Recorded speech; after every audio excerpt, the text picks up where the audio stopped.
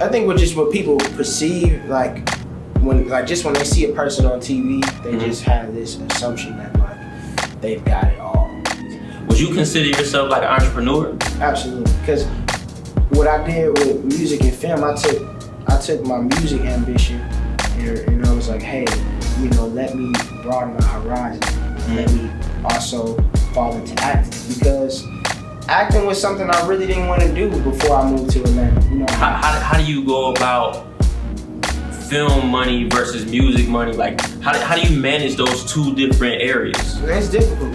Difficult. It's been times where I spent literally the whole film check on a video or a song or an album. You know what I mean? And then, in the independent stage, you're like, man, stuff ain't moving fast enough. Music is a lot slower. Welcome to Shared Information. I'm your host, J.R. Mckee, and today we have a great guest, Jacob Latimore, actor, singer, entrepreneur. You may know him from the TV show The Chi. You may know him from his albums Connection 1, Connection 2, I think soon Connection 3. You know what I mean? The man, the myth, the legend, Young JL. That's the intro. Welcome to Shared Information, man. What's going on? What's happening? It's JR. We in the living room right now. We're in the living room right now. Let's get it. So Jacob, many people may know, many people may not know, but you're from Milwaukee, Wisconsin, right? Yes, sir. So tell me about the beginning. Tell me about you coming in, let's say first memory, 3 years old. Mm-hmm. Tell me what your lifestyle is like at that moment. It's funny. I can only really remember like most of my lifetime between like 4 and 6. Okay, 4. Sorry. So like when I was 4, me and my homie, we was dancing in the living room. Our favorite group was B2K. Our favorite movie was You Got Served. So we would like literally had a music videos up on the screen and be dancing in front of the TV and like performing for our like family members in the living room. You know what I mean? Because we wanted to start a group when we was young, but everybody just kind of grew out of that and started doing different things. You know what I mean? So, but I always wanted to do music. I never steered from that. Like, music was just in my family. My dad and my uncles were always rehearsing in the house. I was always trying to pitch in on a harmony note. They're like Jacob, Lil Jake, shut up. Lil Jake, you messing up our rehearsal. But as I got older, my voice started developing more. They like, oh, hold on, y'all hear that? Yeah. Even my grandfather was like, sing something, Jake. And then I started singing. He was like, this boy like tough. this boy right here, this was my grandson right here. Yeah. So my dad just started really just kind of grooming me, and my whole family really just started showing a lot of love to what I wanted to do. To what you wanted to do, what I mean? Encouraging you. And that's what I'm ultimately grateful for, because most of the time, we don't get that love at that age, and I think they took it more serious because I was taking it so serious at a young age. Like my uncle said, he said something, I was like 6 years old. He was like, Lil Jake, let's go to McDonald's down the street. You hungry?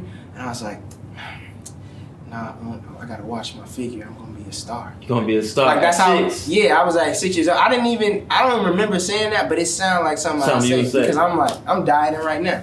So it's like, it's crazy. Do you remember that conversation? I don't know if it came from your mom or your father, where they kind of explained to you that you were a Latimore and what the family business was? I think I just became more aware of that just off rip. I would see my dad and him performing on like local news stations in the morning, and we watch him on TV, and then like B100 in Milwaukee would have them, open up some really big shows for like artists that was coming in the city.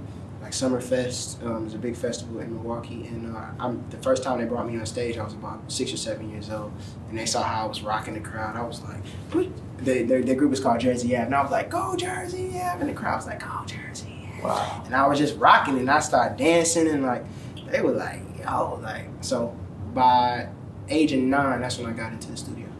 Wow. And who put you in the studio? My dad and my uncles, and then producers we were working with. Mike and E, and it was a lot of producers that my dad just had relationships with, and he was just like writing songs for me. I think that my first song was called Best Friend. Yeah. You were my best friend, thought you'd always be my best friend. And I would go to elementary school, I'd be singing it to the girls at recess. They'd be like, that's your song. And I'd wear my own t-shirt with the single on the cover. I was really like doing self-promoting on my own. And they were just like, yeah, he really taking it. So there was never a point that you can remember where like there was any fear, like, man, I don't know if I want him to be in this industry. I don't know if I want him to go through what I went through. I think that came a little later. I think it was so fun for me.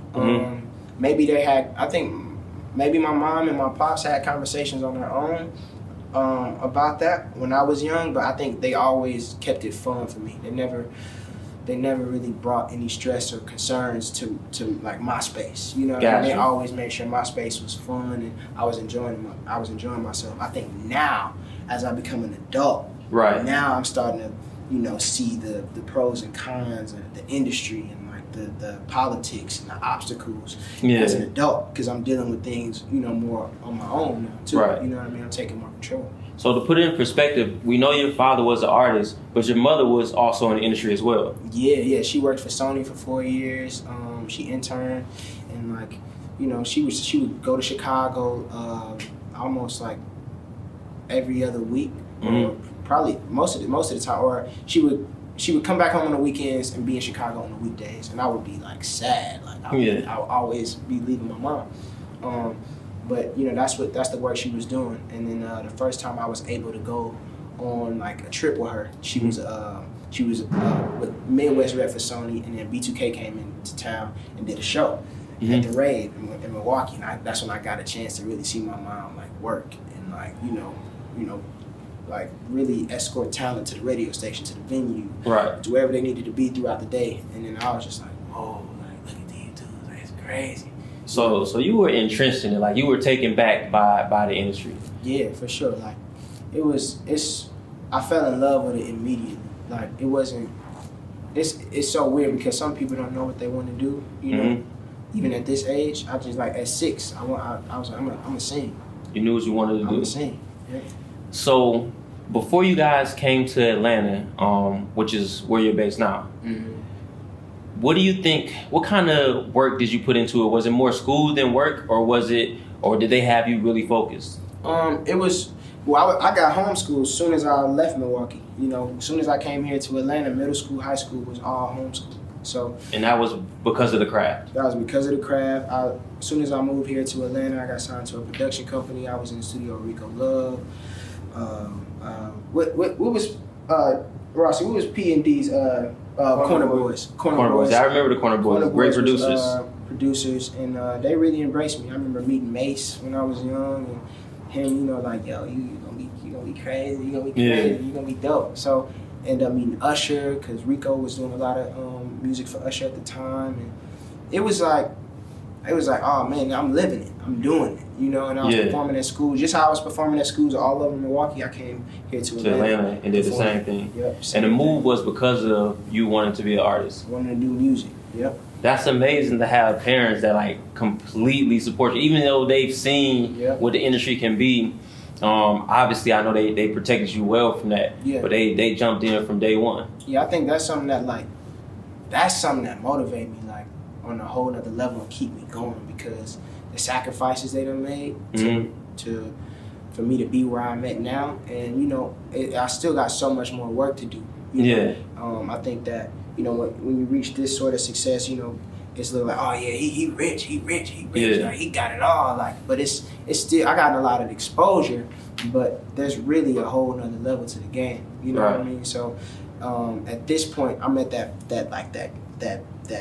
breaking point where it's like, I've been working hard. Now it's time to really break through and really push hard and work extra hard to go to the next level.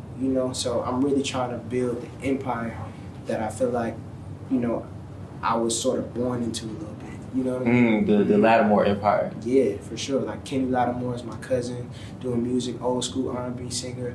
Latimore, jazz and blues. So it's like, it's just in me. So I have this I feel some sort of responsibility, even though it's not my responsibility, but I feel like I want to take it to the next level. I feel like we got so much potential in our family, in our blood, the name. Right. I'm just like, and I've already broken a lot of barriers just by doing film. No one in my family has done film. Hey, so wait, when you say exposure, I mean, I know you've done probably 10 films now. We're on season 3 of The Shot. Season 3? Yeah, we're on season 3 of The Shot.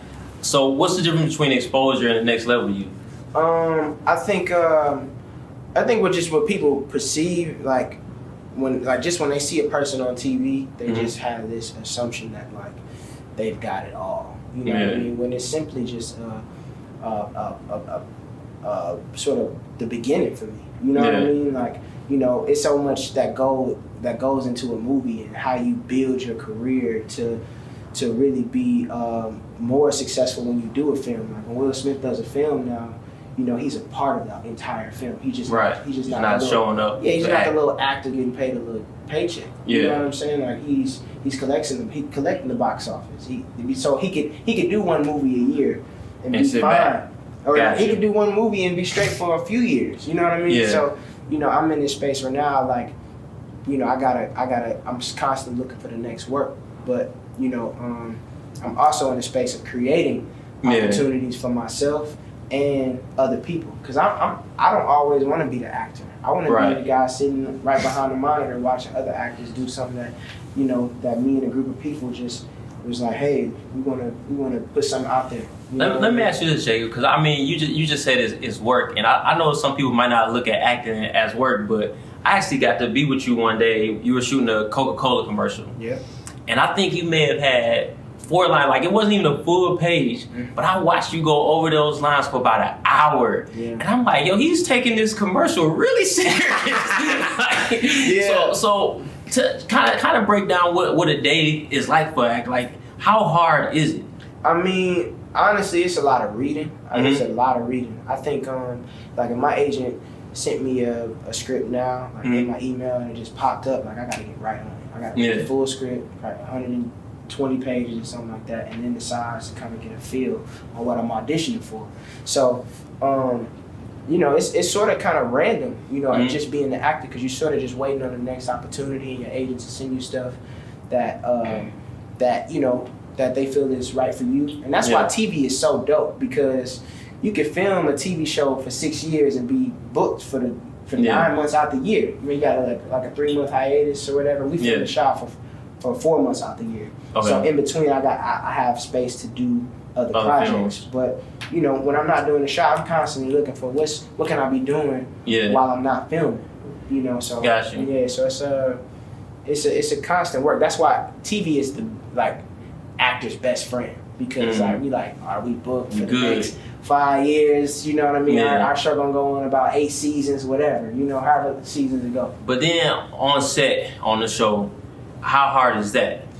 I think with TV, it's easier because each year you get to dive into the same character. When you do a movie, you got one opportunity, one chance, unless you're doing like Fast 6 or something like that. I don't know, you know what I mean? Fast and Furious. But with The Shy, I'm able to like dig deeper with this character. So I can't wait for people to see season 3, because like I digged even deeper. Like I found more opportunities to highlight Emmett. You know what I mean? That I didn't get a chance to in the first one, because I was still just sort of figuring him out as we go. But you know, when you do I did the film Slight I did we filmed it in 2 weeks. That's like the shortest I ever filmed a movie. You know, usually a film goes around a month or 2. But it was a real independent joint, so I was busting out like 8 scenes a day. So I really had to be in the script, because we could start from any place. Day one, we could start from the middle of the movie. So I gotta think about what my character. So they don't shoot in sequence. No, never. It's usually never. So you just have to be ready for page 8. Page 8. You gotta know how you was feeling between page 1 and page 7. So you know how to approach page 8. Wow. You know what I mean? So if you got shot or you got hit, you need to know that you got a bruise on your eye, like something's bothering you. You gotta like kind of do little subtle things. You gotta be completely aware, and that's the beauty of great directors too. You know, but sometimes actors don't even have a good relationship with the director they're working with sometimes. That's what I've also noticed. Like, it's not always peaches and cream on the movie set. Some people don't even like each other when they're doing the movie. It's like, you know, like they'll go off on the director. People having arguments behind the scenes. It can go down. So it's drama. It can be drama. Yeah, but I've had, you know, some of the smoothest times, you know, being on set. So let me ask you this. With you waiting in between different movies, and you know, maybe there's gaps in between paydays, Would you consider yourself like an entrepreneur? Absolutely, because what I did with music and film, I took my music ambition and I was like, hey, let me broaden my horizon and let me also fall into acting, because acting was something I really didn't want to do before I moved to Atlanta. I had opportunities to be a part of plays and stuff like that, like the Lion King script came in front of my face, so I could do the Lion King play, and I could travel across the country and play young Simba, which is a lot of young black actors' story. They start off with that, it's crazy. It's like super Jason Weaver. Yeah, it's like traditional as ever. You know what I mean? So, I turned that down at like 8. I was like, nah, I don't want to do that. You know what I mean? But it was only a couple years later we moved to Atlanta, and I was like, let me go see about this acting thing. Yeah. You know what I mean? And then I started off doing local stuff here in Atlanta, like audio commercials for Clear Channel, and then little cable commercials, getting paid like $600. That was a lot for me. Right. 12, I'm like, $600. Paycheck. Yes, sir. Collect the check, collect the money. Yeah. You know what I mean? So I'm like, all right, bet. And then I got my first acting opportunity when I was 11. The audition came in. I had to do a crime scene. I was acting like I was holding a gun. Yeah. This film called Vanishing on 7th Street. It's like, I don't know, you can find it somewhere on demand somewhere.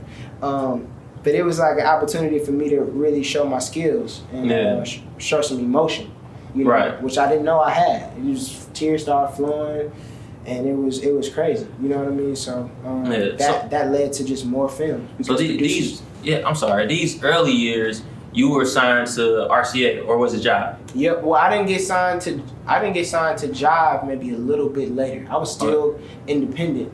Here in Atlanta, I think it was maybe about maybe a year and a half later. That you signed to Job. I got signed. Yep. But you were still acting as you were with Job. Yep. Because Black Nativity, I was still signed. Maze Runner, I was still signed. Ride Along, I was still signed. Yep. And so, obviously, the music business has changed so much since then. But what was your experience during those years being signed to Job? It was more so for me, just sort of witnessing sort of the politics of being with the label and the creative control and the how, when and how to approach the label next time. You know what I mean? Because in the beginning I was just seeking for a label deal first to help me succeed in the music industry. Now it's like labels don't even want to sign you for real if you're not popping already going. You know already got a movement. That's the difference between it now and then.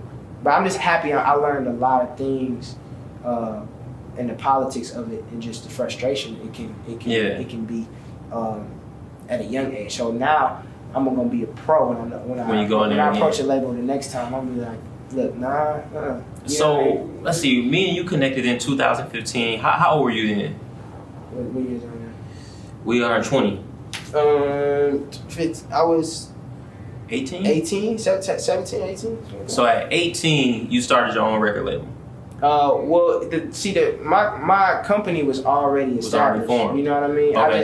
I just didn't look at it that way. You know what I mean? So, my dad would be like, "Yo, Jacobs Inc. That's you." Yeah. You know what I mean? Like, you Jacobs Inc. Everything you do is Jacobs Inc. You already to yourself. You know what I mean? Now we just gotta eliminate everybody so we can bring back all the earnings to us. You know what I mean? So that's what happened at 18 then? Yeah. It was just kind of sort of coming around and be like, I got the fans, I got enough fans, and I got enough movement to really figure this out on my own. And I thank God for acting, because acting allowed me to kind of sit back and evaluate where I wanted to go and grow as just a person. You know what I mean? Not even in the music, just really just like, who am I? Because when you come in at 12 and you at 17, 18, you coming into an adult. So you're just like, who am I going to be? Like, I can't be seen as 12 years old my whole life. You know what I mean? Like, so I want to grow as an actor and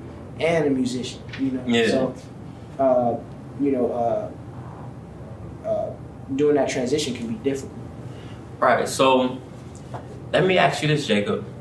Once you became the CEO of Jacob Singer? Even though you already were, once you became that in your head, what changes did you make? I think for me it was just the way I was moving, and the decisions I was allowing myself to make. You know what I mean? Where I would say, hey, I want to put my album out this part of the year.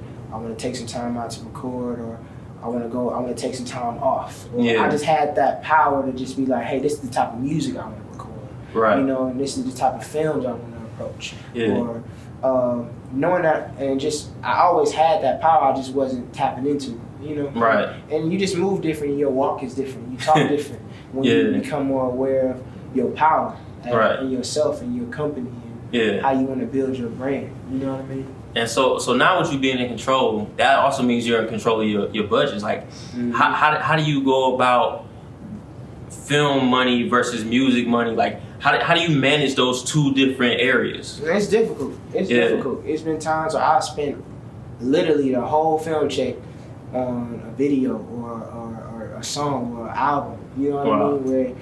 And then, you know, in the independent stage, you're like, man, stuff ain't moving fast enough. Music is a lot slower because everything's so saturated. So I was at this school in Chicago, and they asked me, what's the most difficult thing you sort of came onto it being in the music industry? And I said, well, when I was younger, it was easy. I was a kid. I was having fun. I wasn't thinking about bills. I wasn't thinking about credit. I wasn't thinking about nothing. You know what I mean? Like, I wasn't thinking about, all I was thinking about was singing and dancing and being in front of girls. That's it. So, but when you at 23, you like, all right, look, I got my personal life. I want to buy a house. Do I want to spend it on this album? For real? Like, you know what I mean? And music is slow right now. Not that I'm giving up on music. It's just I need to sort of narrow my focus in on, I want to maintain a certain lifestyle. You have real decisions to make. Yeah, so it's just like, do I keep chasing the dream, draining myself like deep, or do I save this money and invest, or invest in real estate, or invest into anything else? Right. You know what I mean? So you start to make those type of decisions, and it can get frustrating when you're just like, man, but if I just put out one more album, I know it'll blow. Yeah. I know it'll blow. One more shot. I know, because if I keep staying consistent with it, and that's the thing about music, especially for me, because I want my music videos to maintain a certain level of quality. Right. You know, and my fans like to see me dance. They don't understand it. They don't understand what goes into that. What goes into how much money goes into that. They don't understand how much money went into the details video. You know what I mean? Like, break it down real quick. Break it down, the dance rehearsals, the flights, paying the dancers. Like break that down for them. What it took to make details. Yeah, I mean we got for one, we shot it in LA, so most of the dancers don't even live in LA that I use. So my choreographer, if he's flying from St. Louis, I gotta fly him to St. Louis. I gotta get him a rental car. I gotta fly my other dancer from Atlanta with me, my mom, and then the director gotta get paid. And he puts together the production. And we got female dancers as well in LA. You know what I mean? Who got agent fees, so they demand a certain type of price. You can't mess with they price. You know what I mean? So, and you got because they have like unions. Yeah, you got to pay for the dance rehearsal space. You got to pay for some Ubers or car services. And you have to pay the dancers to rehearse. Yes. Every day. How many days of rehearsals did y'all do? We did a week of rehearsals for Real Love and Details. And so all of that. Yeah. And you still haven't paid for the video itself. Nope. You know what I'm saying? So you like, dude, this video better flip. This video better flip. You know what I'm saying? So, and as a dancer and as a performer, I like as much rehearsal time as possible. Like, if you think back where Michael Jackson and Beyonce rehearsed 6 months for Coachella, just one show. You know what I mean? But you've seen the preparation it took to be at that level. Right. So when we got a week to just do 2 songs, that's amazing. You know, for dancing. So we just busting out the routine like back to back to back. So by the time we shoot, it's in our bodies. Like we're not thinking about it, it's just in us. So, you know, doing videos like that back to back to back, that's what I just envy about rappers, because we could throw up a music video right now. You know what I mean? But if I do, they like, Jake, you're kind of lowering your stardom. You're not doing what, we expect of you. And I'm just like, man, y'all don't get it. And I was there for that process, and you were reading scripts after rehearsal. After rehearsal, self-tapes. Yeah. In the midst of that, my agents called me and said, can I meet with a director that night after an 8-hour rehearsal? I'm just like, Yeah, but you know, I don't complain. It's something I really love doing. But you know, it can get tiring for sure. Yeah. Okay. So Jacob, you're 23, and I remember when I was 23, I was staying in an apartment. I had a roommate. I had my record label for 2 years, but I had never made any money with it. You know what I'm saying? We were grinding, we were hustling. You're 23, 10 plus movies, season 3 of The Shy. Albums going crazy. I mean, you've touched every chart, Billboard, Apple Music charts before. But yet people still consider you an underdog. Like, do you feel like when it comes to acting and music, do you feel like you get the respect you deserve yet? And if not, what does it take to get to that level? What level are you looking for? Honestly, I feel like with acting, I've definitely gained some respect. I think even in music, I've gained respect. I think people witness my talent, witness, you know, how I'm able to do both at an elite level. You know what I mean? I think it's just the industry is just so different where it's not just about your talent no more. It's about so many different other things. You know what I mean? So, you know, having a breakout movie is a lot harder to have now than it was before. You know what I mean?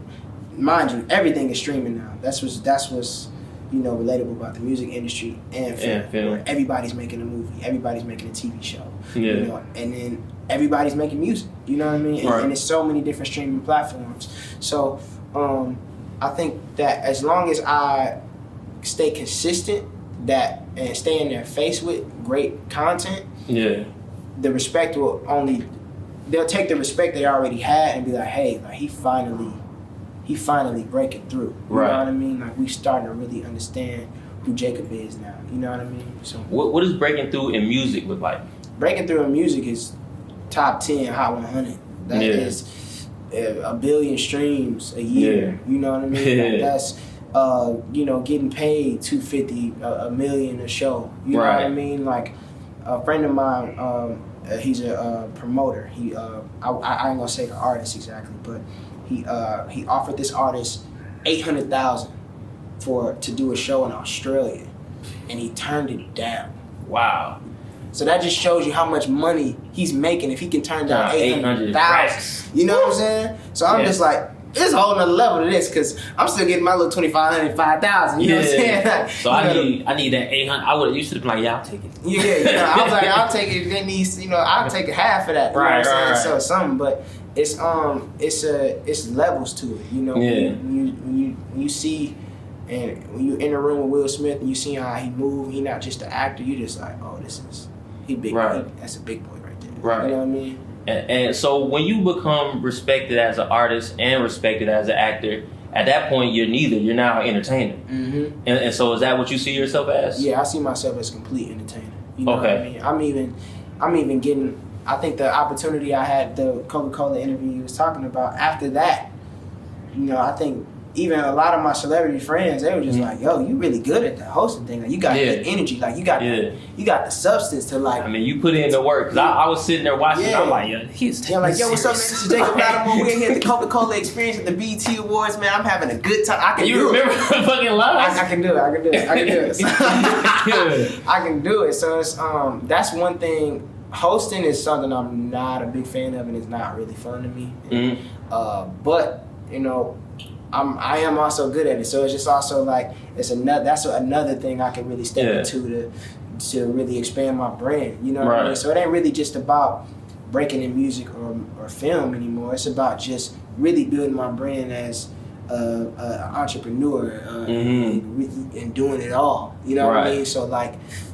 That's what's so dope about me, and I haven't really seen. I've seen a few artists do it, but who were able to jump from a film to hop on stage and really impress people, and then to post something, and then like, think about other things as well. So that's amazing. What does entrepreneurship look like outside of acting and singing? I think for me, the number one thing I'm focusing on this year is real estate. Real estate. I'm actually gonna start back home in my city, Milwaukee, Wisconsin. And I'm just gonna start flipping homes. You know what I mean? What steps are you taking to that? My mentor, Will Roundtree, is really hands on with me right now. He's just like showing me the steps, showing me how to how to, you don't even have to spend your own money to do real estate. Those are things I didn't learn in school. Right. He's teaching me about credit and how to stay under 30% on your credit cards and stuff like that. Like, I didn't learn any of that in high school. You know what I mean? And I just feel like I'm learning so much more about life now than when I was 14. So let me ask you this: What made you say I need a mentor? Like what put you in that mindset? Well, for one, I didn't want to be making the wrong moves. Being in crazy debt. Yeah. And going out and just like spending my own money to do the things I want to do. When he can say, "Hey, you don't need, keep your money in your pocket. Yeah. We can build your credit score up, and we can go out and get this." You know what I'm saying? And we can get a loan, and we can budget the loan to where we can pay the loan back and you profit off. Like I'm like, this is like, I'm like, for real.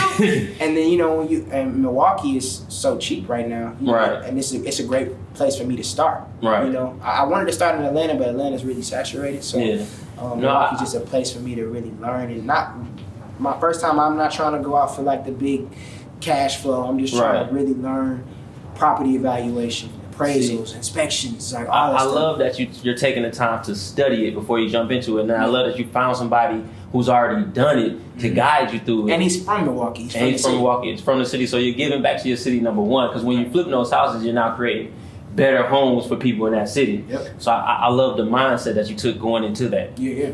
So okay. It's called the Latimore Group, by the way. Just keep it the LLC. I'm lit. Yeah. So Jacob, what gave you the thought process to start diversifying? Like, what gave you the thought process to say, "Hey, I need to put my money in other places"? I think as I started to meet people I admire in one field, and started to realize how many fields of income and ambitions they have as well. You know? So when I met Will Smith, I could already tell off bat that acting wasn't just something he was just into. He was into producing. He was into all the other things as well. So I'm just like, okay. Then I look at, when I go on, I can do just research. I look at people's corporations and see how many companies they have under that corporation. You know what I mean? When I look at Diddy, Sean Combs, Enterprises or whatever, I see that he has multiple different companies under that umbrella. And then when I look at Rock Nation, he signs boxers, he signs artists, he signs writers, he signs producers.